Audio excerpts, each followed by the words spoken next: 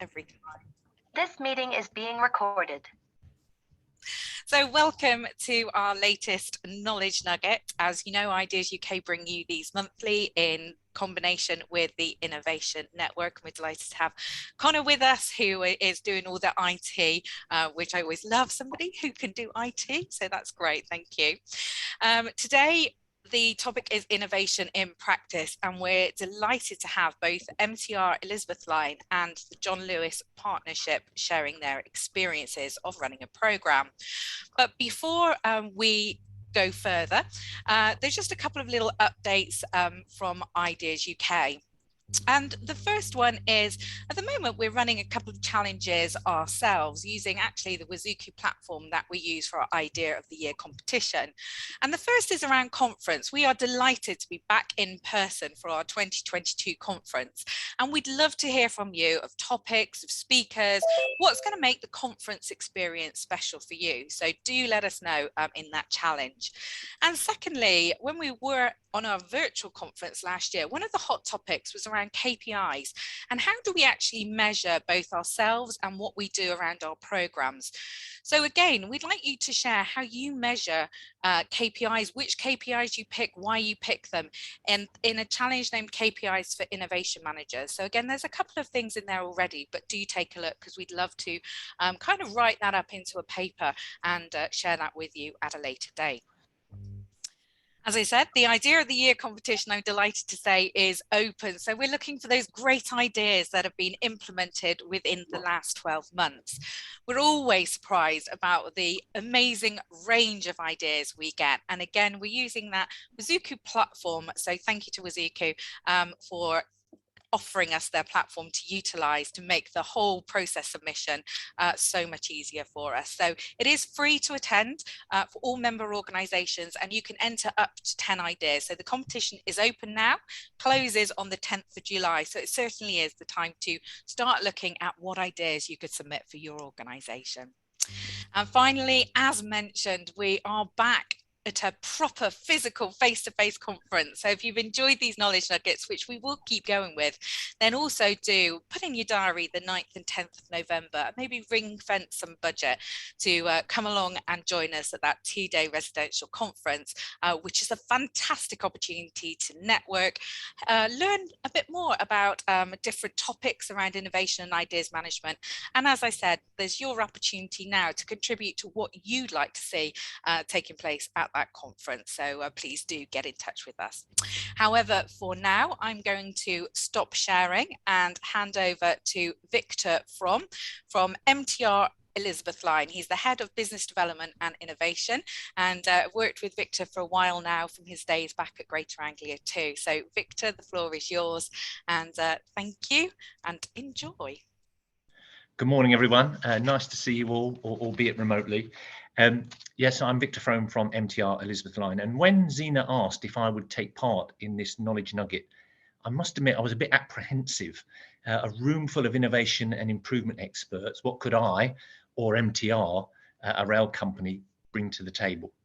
But I started thinking about our experiences of innovation in practice and implementing our innovations program, its challenges, and what advice would I give myself if we were starting again? And that sort of got me thinking. So what are the various aspects of an innovation and improvement program? And I turned to Joost Korver, who has got 8 Ps, which I think is actually a very useful guide if we're looking at our innovation program. So what processes do we have in place? Our innovation strategy, our governance, our methodologies. What projects, what methodologies do we use for our projects? Do we use Lean or Prince2, or how do we go about projects? How do we think about our problems and our challenges? Are they pet projects from maybe a couple of directors, or do we do proper root cause analysis? And then thinking about our priorities. So from an innovations and improvement point of view and a business point of view, what are our priorities and how do we decide what they are? Then we talk about partnership and collaborations, and we've got the guys from Waitrose on the course. That's really great because there's a lot of collaborative stuff going on there as well. And then we think about places. So how do you generate in your place of work areas where people can be creative? And then the 8th one is people of Joost's list. And I'm sure you'll look at that list and you'll say, yeah, but we've got all of that. There's nothing particularly mind-blowing there. We've got all of those things. But which, in my experience or our experience, is the most significant? Which one do you have to work really, really hard on? And I think it's the people. And I know what you're going to say. As far as the people are concerned, all you need to do is train and develop them. And we do. And I'm sure you do the same. And here's a picture of our Innovation Academy. And we've got some of our innovation champions doing a lotus blossom exercise and some brainstorming. So we do train our people. Here's another 3 projects on a lean greenbelt course.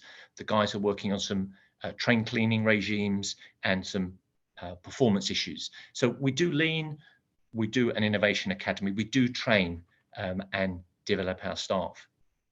But what about engagement and communication would probably be your next question. And we do that too, and I'm sure you do that as well. On the left, you've got an example here of what we call the Elizabeth line, which is our bi-monthly newspaper. There's a clip there on health and well-being through Ideas Station, which is our ideation pipeline. And then on the right, we've got a couple of examples of Keeping Track, which is a weekly newsletter that goes out to all of our colleagues through our system. And we can put innovation and improvement stories on there. And you can see that there's a story there around WIT, our Work Improvement Team initiative. So we can do all of that. And I'm sure you do all of that as well. So we train and develop people, we engage and communicate with people. But some colleagues, and certainly in our business, the majority of one particular department, still just don't get involved. How do you get them involved if you're going to say they're the most significant aspect of your innovation and improvement portfolio and what you're about, your program? And I had that nagging feeling of, I'm sure it's around desire. How do you create that desire? How do you, on a Friday afternoon at 4:30, rather than your colleague turning their laptop off, get them to visit your ideation platform or their folders and get them thinking about generating ideas? How do you do that? And I've got an example here of a chap I work with called Kurt Sharp. He's in our data team, he's our data manager. And we had an Excel spreadsheet where we collected our improvements and innovations. And it was a bit clunky and it was a bit cumbersome.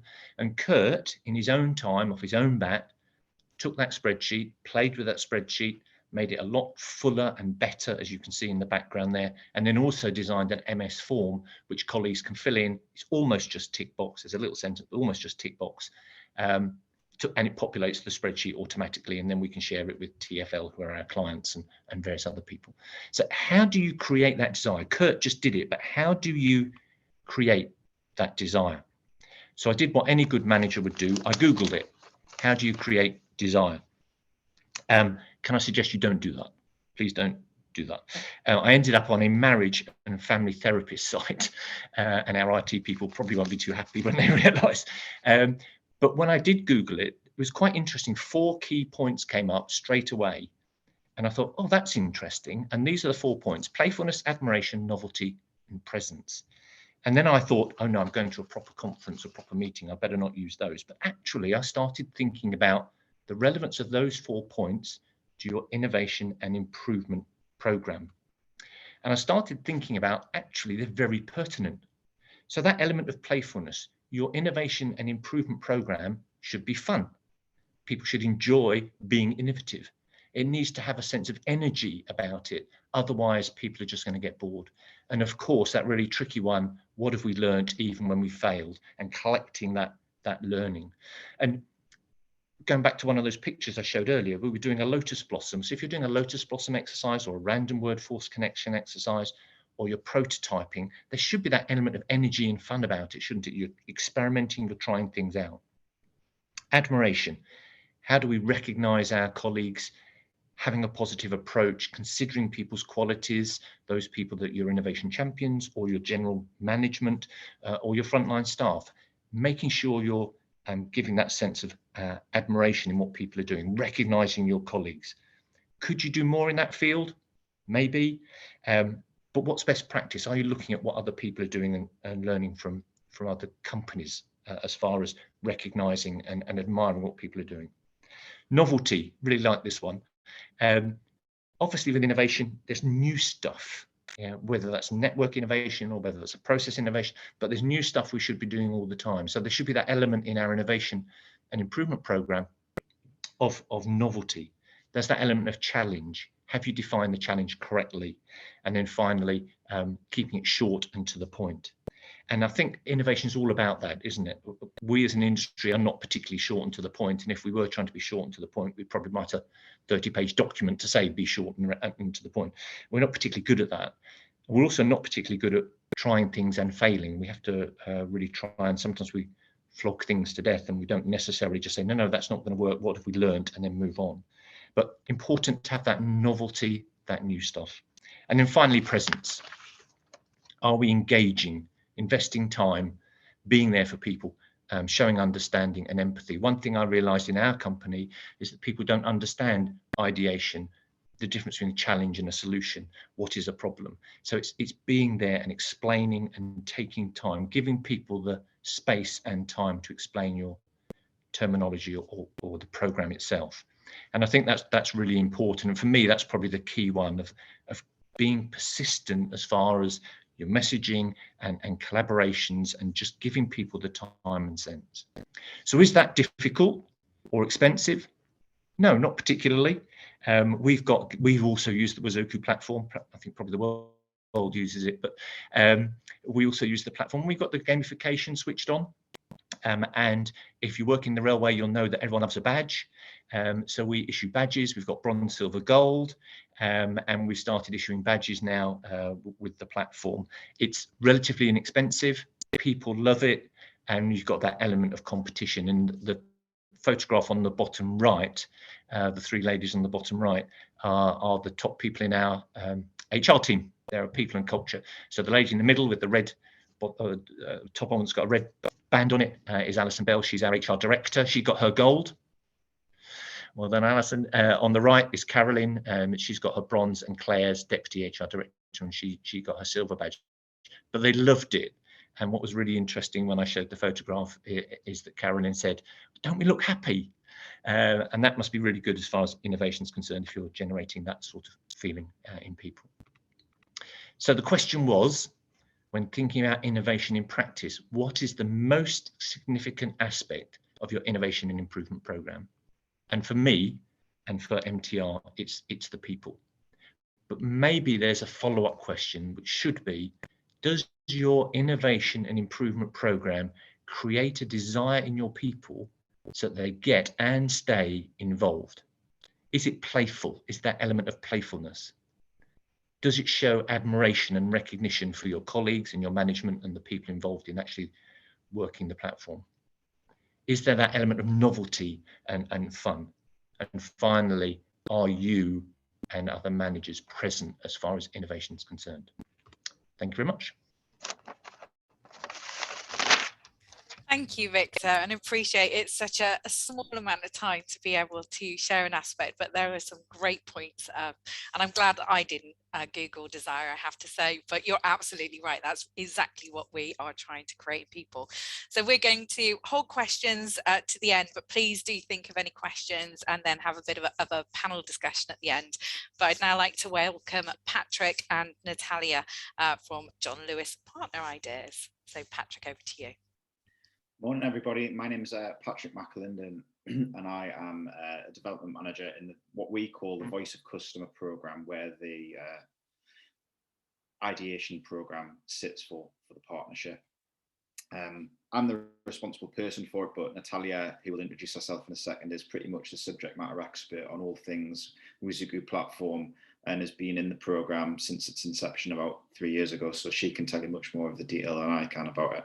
I just dragged her along to say, yeah, I'm not doing it by myself. So yeah, Natalia will introduce herself in a second. I was really happy to be invited by Zina to come and do this, because it's an opportunity for us to sit and think about what's gone well, what our challenges are, and how we kind of move forward from the place we're at. So I'll hand over to Natalia so she can just introduce herself briefly before we get going. Thanks, Patrick, but I think you've done it all for me now. So hello, everyone. I'm Natalia. Great to be here. I've been in this space, yes, coming up to about 3 years now. So I really enjoy the creative side of things and, you know, working through the process and learning and enhancing the program as we are heading for the bigger launch, which we will talk you through in a bit. So I'll pass back to Patrick. Perfect.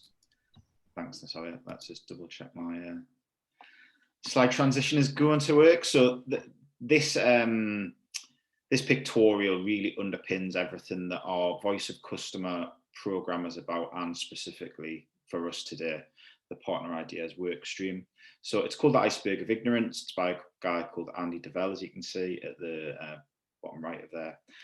And essentially the concept describes that there's a fundamental issues in large organizations where senior management have problems that exist in the organization hidden from them, intentionally or just because they're so far removed from the front line that they don't get to see them. It shows you that about 4% of executives are aware of, executives are only aware of about 4% of problems that frontline staff or partners face. Of course, the frontline staff and partners, as we call them, are aware of 100% of the problems. So the Partner Ideas platform for us is a way in which we can allow partners to tell us how we can create greater partner efficiencies and fix customer pain points specifically to improve the organization, improve the organization culturally, and add value commercially to the business. So if you haven't seen this before, I hadn't up till about 6-7 weeks ago, I'll be truthful, but it underpins everything that we do in the program. So that iceberg of ignorance was actually my favorite slide when I was first introduced to the program, and that's what's got me excited about it and made me feel like, yeah, I actually do want to be a part of this. Our ideation platform is called Partner Ideas, and I'm going to be stating the obvious here, but it's because John Lewis and Waitrose is a partnership and is a co-owned business, and we call ourselves partners in the business. And Partner Ideas, as Patrick mentioned, is one of the 6 segments which sit under the umbrella of the wider program called Voice of the Customer.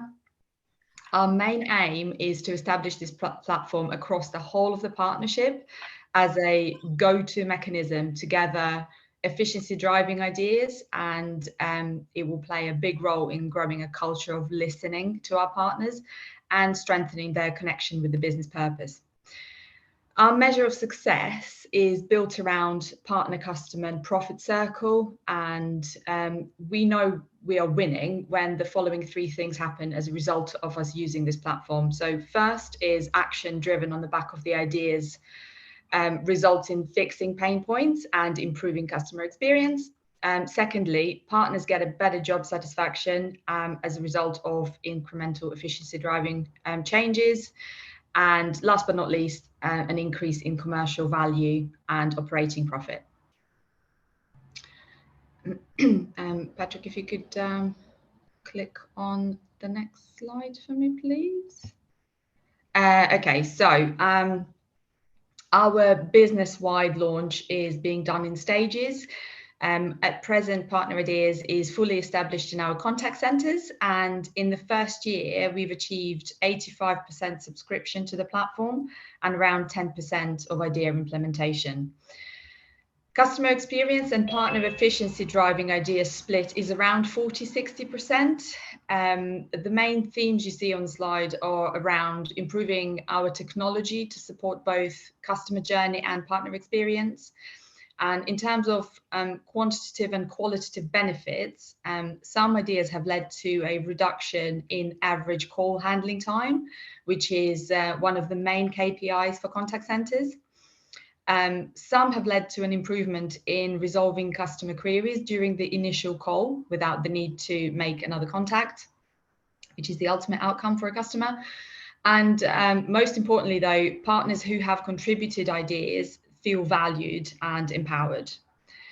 So a lot of these analytics were done manually, which was quite time consuming for us. And going forward, we are working closely with IdeasUK to improve the analytic the analytics capability of the platform. And that's that. Patrick, over to you. Thanks, Natalia.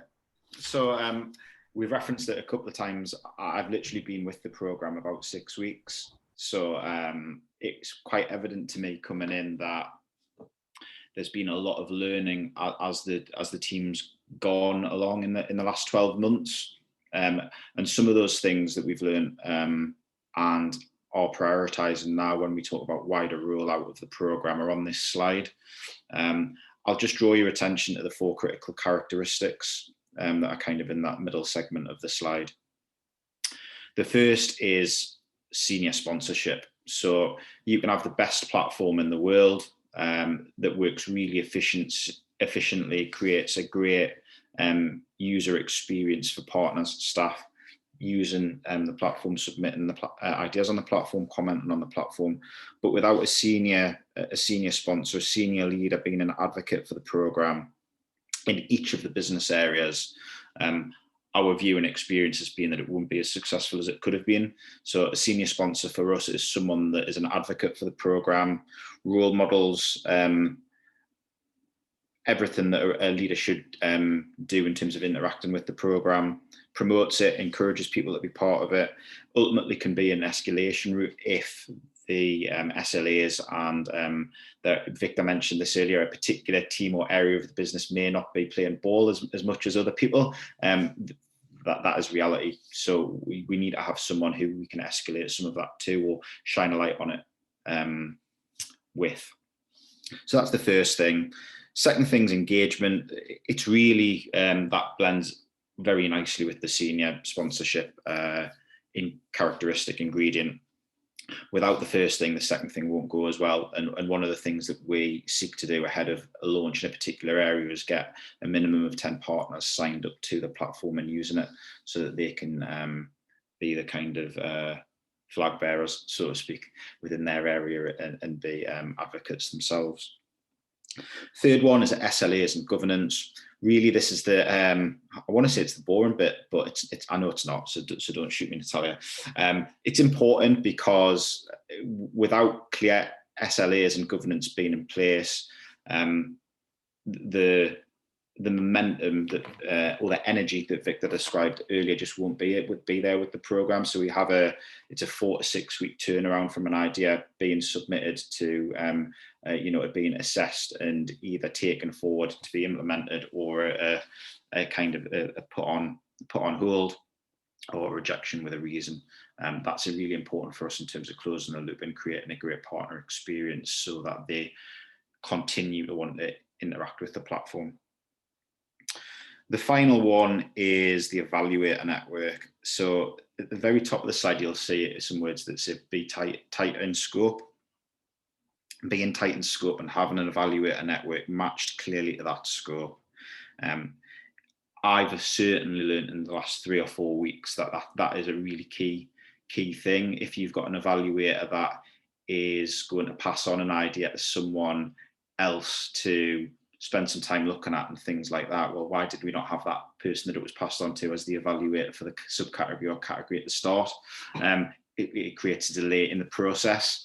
Are we talking to the right person? Have we engaged with them? Do they understand the importance of the platform, both commercially and culturally?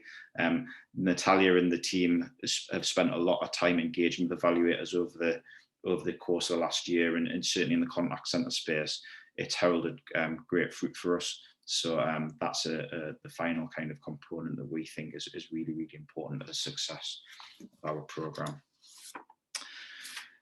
And finally, this is a bit of our story. I won't go into all of this, and I know there's a lot of detail on the slide, but casting your mind back to the previous slide, we have achieved a great deal in the last year through prioritising those critical characteristics as we've learned about them. There's huge headroom for us. So as Natalia described, we're currently live in our contact centres. That's about 2,000 partners that work in contact centres. The plan for this year, and I'm going to pause for effect when I say the figures, we're planning to launch it in Waitrose shops, or relaunch in Waitrose shops, launch the platform in John Lewis shops, So that'll give us about an additional anything from 60 to 65,000 additional partners. And we've been operating with 2,000 partners. And then supply chain, we've literally got a conversation with the supply chain leadership team on Thursday. I'm going to send them an email this morning with a pre-read, and that'll add another 7,000 partners. So in terms of scalability and kind of getting into some really exciting, challenging, wholesale kind of change in the business territory, this year is the year for it, which is going to be key for us. But there are challenges. There are challenges we are facing now. There are challenges that we've had, some of which Victor's described. I'm going to describe them in using slightly different words and add some additional ones.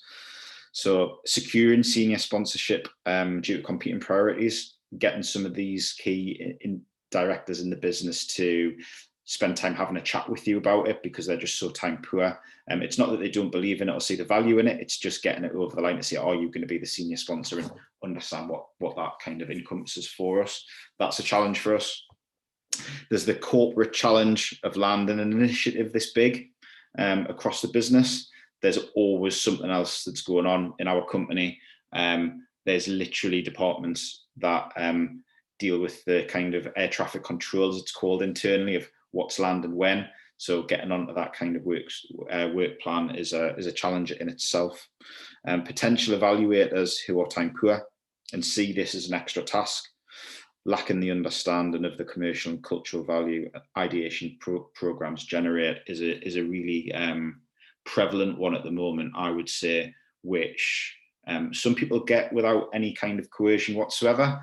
Some people it takes a little bit more guidance. Some people just don't seem to get it, and that kind of disheartens me, makes me a little bit sad, but certainly makes me more determined to make sure that people are aware of just how valuable things like this are, not just in our company but in any organisation. So we've got huge headroom.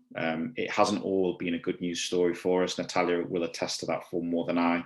But the work that the team has done to get it to the point that it's at, in terms of 86% of those 2,000 partners and contact centres being signed up and using the platform, the conversion rate of the ideas that we've had submitted has been fantastic. It's a great platform for us to kick on and do more within the company. And, you know, like all big companies at the moment, we are seeking to survive. So ideation is a great way of us achieving that. And with that, I will bring my bit to the close.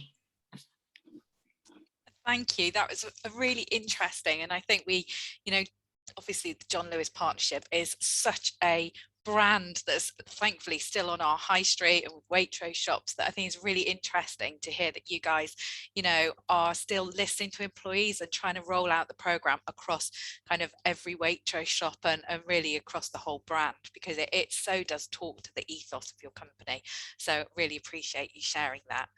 We've already had a couple of comments and questions in, one from Jane, which was, I just want to reiterate and agree about the importance of senior management support to a scheme, and to say that it's not just about that support, but to make sure it's seen as part of people's job. It's so critical. I mean, Jane runs a great program at Rico and really does have the senior leadership absolutely brought in, but it's so key to be seen as the core.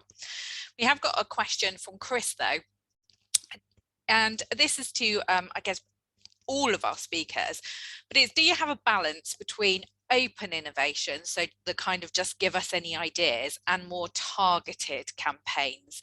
And, you know, are there any thoughts around kind of which direction you've gone in, and if it is open innovation, has it surfaced anything that you weren't expecting? So I don't know who would like to answer that first. I'm happy to have a go first. Yeah. So this is the second innovation program that I've been involved in. I was involved in another rail operating company when we were bringing it in, and I was quite keen not to have buckets of just ideas, because we'd fallen foul of that before. So I wanted to be very specific about our challenges on certainly using the platform, but just generally. However, I had to give in the end. Because although you have challenges, and maybe we've got a challenge around improving health and well-being of our colleagues, or we've got a challenge around improving train performance, people would come to me and say, I've just had this idea in the shower, but it doesn't fit the challenges that you've currently got going. What do I do with it? So we've ended up, I had to give in, and we've ended up with 5 buckets. So they're slightly focused. So there's a customer bucket, there's a performance bucket, there's a health and safety bucket, and then there's just a business bucket. So if it doesn't fit in any others, you can plonk it in there. So we run both. Okay. Thanks, Victor. Patrick. I'm pleased to pick that. Said something similar to that I'm going to. My reflection is there's a place for both, and there has to be a balance. So partners' voices, ideation, it speaks to the heart and to the DNA of our business scene. I said that. So we've got to have it turned on all the time. I don't think you can turn it off and just ask for opinion on a particular topic and then move on to the next one and the next one, because that's counterintuitive in terms of the culture we have, and we're seeking to develop even more. Having said that, I really like the idea of the target challenges. I think there's a real place for them. As an example, one of the conversations we'll have with the supply chain leadership team this week within the company is, actually, do you want to do a target challenge around packaging?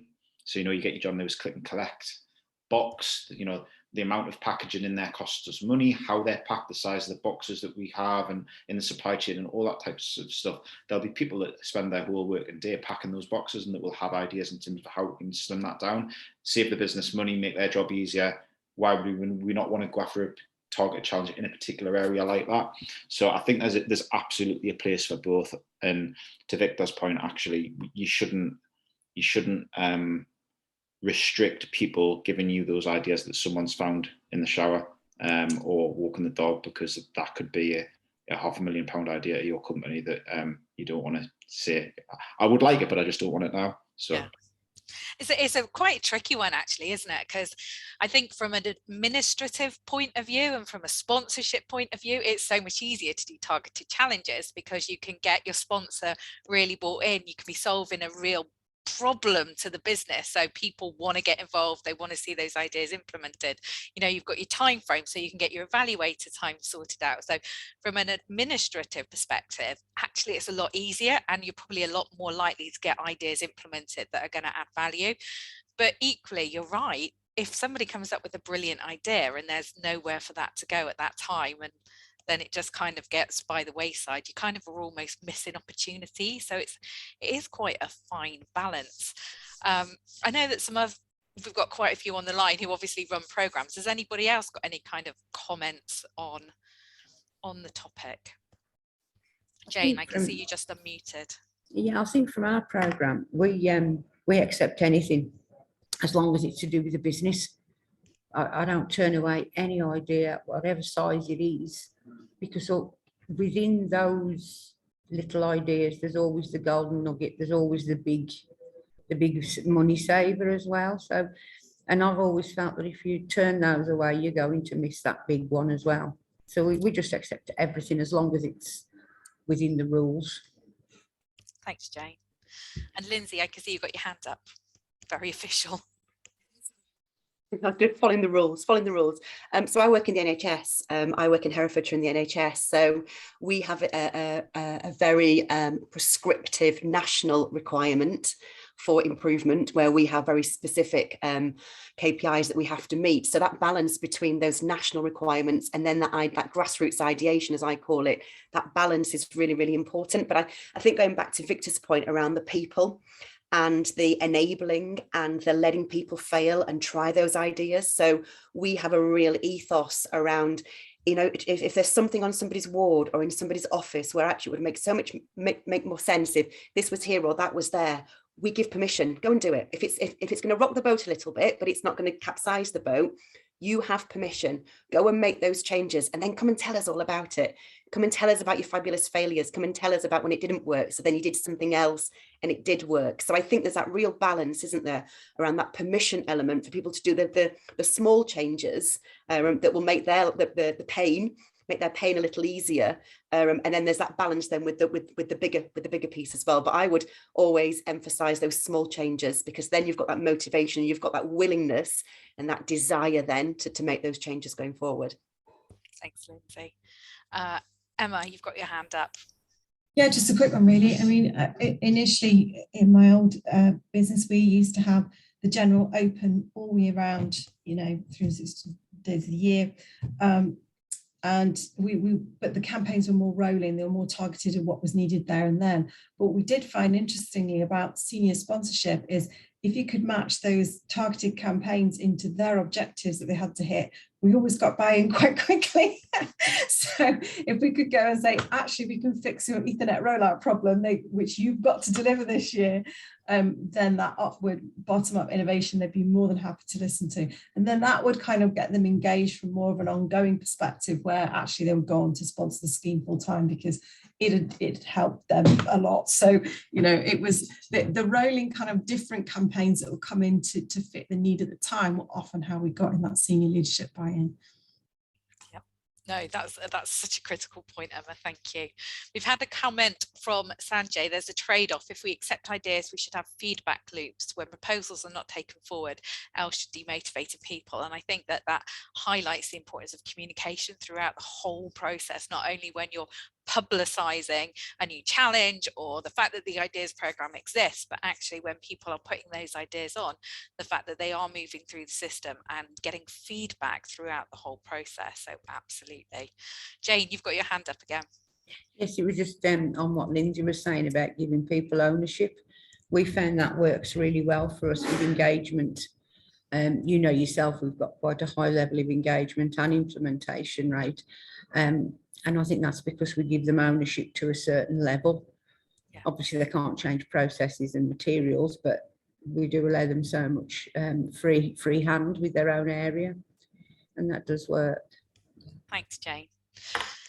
Any final questions? I've got one for our speakers, which is around, we've obviously talked a lot about driving desire, driving engagement. So what are your, I guess, maybe could you share one or two tactics that you've employed to kind of drive that desire and engagement in your people?